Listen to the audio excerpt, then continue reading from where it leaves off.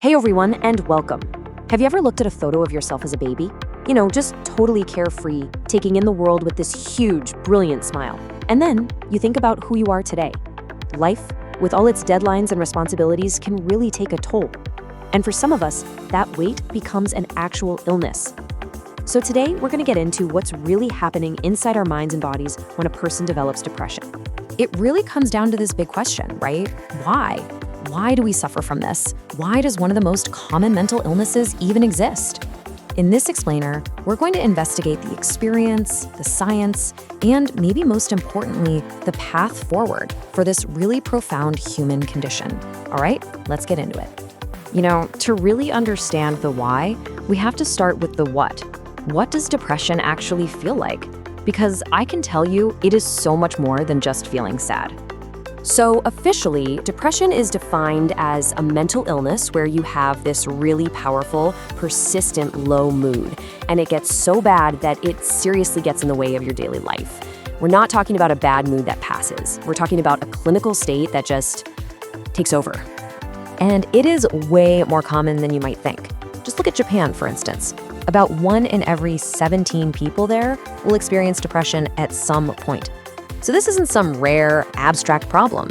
It's something that touches our friends, our family, and sometimes ourselves. Mentally, the symptoms are just devastating. It's not only sadness, it's the complete loss of joy. Things you used to love just feel empty. The source material puts it perfectly, describing this feeling that the entire world has lost its color and its charm. And on top of that, trying to concentrate on anything can feel totally impossible. And this is absolutely crucial. Depression is not all in your head. It shows up physically. We're talking about huge changes in sleep. Either you can't sleep at all or you can't stop sleeping. Changes in appetite. And this bone-deep fatigue that just never, ever lifts. It is a full-body illness that completely drains your energy. So what's behind all this? Well, for decades, one theory has really dominated the conversation. Let's take a look at the most famous, but as we're about to see, kind of incomplete explanation. This is the monoamine hypothesis. You've probably heard it called the chemical imbalance theory, right? The basic idea is that depression is caused by a problem with brain chemicals or neurotransmitters like serotonin. In fact, most of the common antidepressants out there were designed based on this exact idea. Okay, but here's where things get really interesting and where that theory starts to show some cracks. Antidepressants, these SSRIs, they boost your serotonin levels almost immediately. But, and this is a huge but, it often takes weeks before a person actually starts to feel any better. So if low serotonin was the only problem, shouldn't that relief be way faster? That time lag is a massive clue that something much more complex is going on. So if the chemical imbalance theory is only part of the story, what's the new leading suspect? Well, the latest science points to a really surprising culprit, one that's rooted deep in our evolutionary past. This is called the neuroinflammation hypothesis. The idea is that the chronic stress of modern life, from our jobs, our relationships, whatever, it triggers this low-level inflammation all through our bodies, and most importantly, in our brains. And it's this inflammation that might be the real engine behind depressive symptoms. I know, why on earth would our bodies do this to us? Well, this is where the evolutionary angle gets so cool. Just picture one of our ancient ancestors. They get sick, maybe with an infection, their body kicks off an inflammation response to fight it off. Now, that inflammation then triggers what we now call depressive symptoms. Low mood, fatigue, no interest in anything.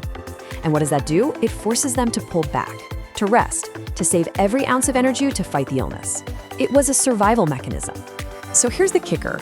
This ancient survival program, which was absolutely brilliant for fighting off a nasty bug, is now being triggered all the time by the psychological stress of our modern lives. Our brains can't really tell the difference between a virus and a horrible deadline at work. So that old inflammation switch just gets stuck in the on position. Okay, so understanding the why is fascinating, but for anyone who's actually suffering, the most important question is how. How do we get better? Let's talk about the path forward. The first thing to really get is the goal. Modern treatment isn't aiming for some kind of instant, complete cure. The first goal is something called remission, and that just means reducing the symptoms enough so that you can reach a stable, new starting point for your life. It's a realistic and actually incredibly hopeful first step. The two main tools we have that are backed by tons of evidence are medication and therapy. Antidepressants can help get the brain's chemistry flowing better, while therapies like CBT actually give you hands-on skills to identify and change the negative thought patterns that keep depression going. And this chart, this shows you exactly why using both is so important. Look, medication by itself can definitely help, but the data from our source shows that when you combine antidepressants with CBT, the effectiveness for moderate to severe depression just skyrockets. They are so much more powerful together. So, we've covered the what, the why, and the how. And that leaves us with maybe the most important part of all, what you can do right now if any of this is sounding familiar. If you take away just one thing from this whole explainer, please let it be this. You do not have to carry this burden by yourself. Trying to just tough it out alone is not the answer. The path forward really begins with one simple action. See a professional. Talk to a doctor. Be totally open and honest about everything that's going on, and from there, you and that professional can work like a team, using the tools we've talked about to work toward that shared goal of remission.